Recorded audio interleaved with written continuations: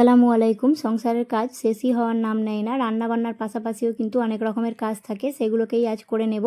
রান্না বসিয়ে দিয়েছি। তারপরে এই যে ধনিয়া পাতা, কাঁচা লঙ্কা নিয়েছিলাম, ওইগুলোকে কেটে পরিষ্কার করে ভালোভাবে ধুয়ে মুছে নিলাম। তারপরে কন্টেনারে করে ফ্রিজের মধ্যে রেখে দেব।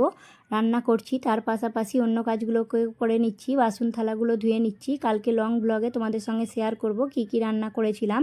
তারপরে এই যে ওয়াটার বোতলগুলো অনেক নোংরা হয়েছিল, ওইগুলোকেও ধুয়ে নিলাম। ধুয়ে গরম পানি দিয়ে ধুয়ে তারপরেই রিফিল করব। সমস্ত কিছু করা হয়ে গিয়েছে, ধোয়াধুয়ি। তারপরে এই যে নোংরার বালতিটা, এতে ডাস্টবিনে যত নোংরা থাকে সেগুলোকে ফেলে দিয়ে এলাম। তারপরে আতিফের বুকস রাখার যে র্যাকটা, ওটাকেও পরিষ্কার করে নেব। কাল থেকে যেহেতু ওর ফার্স্ট টার্ম এক্সাম চলবে, আর এই সব কাজের মধ্যে টাইম পাবো না, তাই ভাবলাম এখন করে নিই। এই যে ওর টেবিল র্যাকটা ভালোভাবে গুছিয়ে পরিষ্কার করে নিচ্ছি। প্রচণ্ড খেলনা রাখার কোনো জায়গা নেই।